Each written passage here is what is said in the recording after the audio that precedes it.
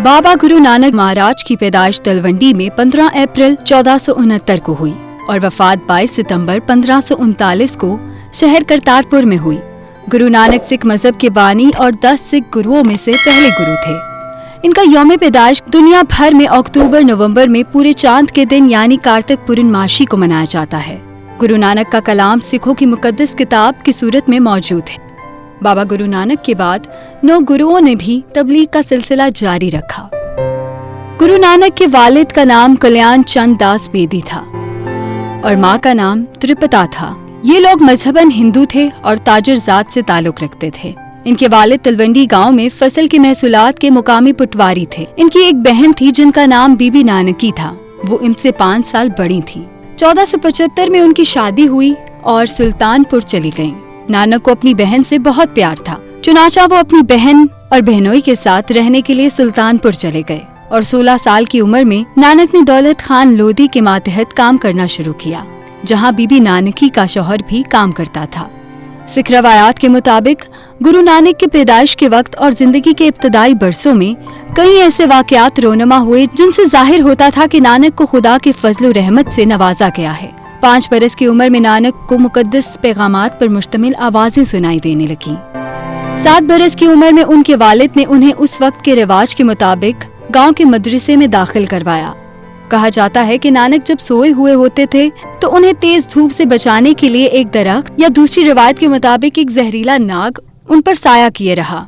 24 सितंबर 1487 को नानक ने मलचंद और चंदुरानी की दुख्तर माता सुलखनी से बटाला में शादी कर ली। सिख रवायात के मुताबिक 1499 के लगभग 30 साल की उम्र में उन्हें एक कशफ हुआ। वो गुस्ल करके वापस न लौट सके और उनके कपड़े काली बेन नामी मुकामी चश्मे के किनारे मिले। कस्बे के लोगों ने ये ख्याल किया कि वो दरिया में डूब गए हैं। दौलत खान ने अपने सिपाहियों की मदद से दरिया को छान मारा मगर उनका निशान न मिला। गुमशुदगी के 3 दिन बाद नानक दोबारा जाहिर हुए मगर खामोशी इख्तियार किए रखी और जिस दिन वो बोले तो उन्होंने ये ऐलान किया, ना कोई हिंदू है और ना कोई मुसलमान, बल्कि सब सिर्फ इंसान हैं। तो मुझे किसके रास्ते पर चलना चाहिए? मुझे खुदा के रास्ते पर चलना चाहिए। खुदा ना हिंदू है और ना मुसलमान और मैं जिस रास्ते पर हूँ वो खुदा का रास्ता है। नानक ने कहा कि उन्हें खुदा की बारगाह में ले जाया गया था। वहाँ उन्हें अमृत से भरा हुआ एक प्याला दिया गया और हुक्म मिला कि ये नाम खुदा की अकीदत का प्याला है, इसे पी लो। मैं तुम्हारे साथ हूँ, मेरी तुम पर रहमत है और मैं तुम्हें बढ़ाता हूँ। जो तुम्हें याद रखेगा वो मेरे एहसानात से लुत्फानंदोज होगा। जाओ, मेरे नाम की खुशी मनाओ और दूसरों को भी इसकी तबलीग करो। मैंने अपने नाम की अनायात से तुम्हें नवाजा है, इसे ही अपनी मसरूफियत बनाओ। इस वाक़े के बाद से नानक को गुरु अतालीफ उस्ताद कहा गया और सिख मत ने जन्म लिया। सिख मत का बुनियादी अकीदा रहमदिली और अमन का पैगाम फैलाता है। सिख ग्रंथ साहिब की तालीमात की पैरवी करते हैं। ये मुकद्दस किताब सिख मत के 10 में से 6 गुरुओं के अलावा बाज़ दीगर बुजुर्गों और अकीदतमंदों की तालीमात पर मुश्तमिल है। गरनत साहिब को सिख मत में सबसे ज्यादा बालादस्ती हासिल है और इसे सिख मत का 11वां और आखिरी गुरु तस्वर किया जाता है। सिख मत के पहले गुरु की हैसियत से गुरु नानक के इस किताब में कुल 974 भजन शामिल हैं।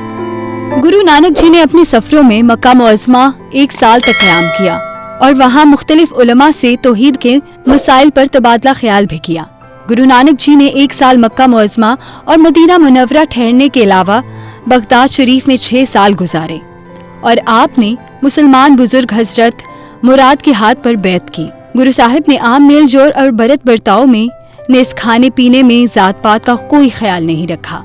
बाबा गुरु नानक ने अरब, ईरान, अफगानिस्तान वगैरह इस्लामी मुल्कों में तकरीबन 3 साल गुजारे। गुरु नानक देव जी महाराज 22 सितंबर 1539 को करतारपुर में 70 बरस की उम्र में इंतकाल कर गए। सिख लोग अपनी जिंदगी के अंदर 5 अलामतों को इख्तियार करना अपने लाजमी समझते हैं, जिन्हें वो कक्कार कहते हैं। केस लंबे रखना, कंघा करना, कड़ा पहनना, करपान, तलवार साथ में रखना, पगड़ी और कच्छा बांधना।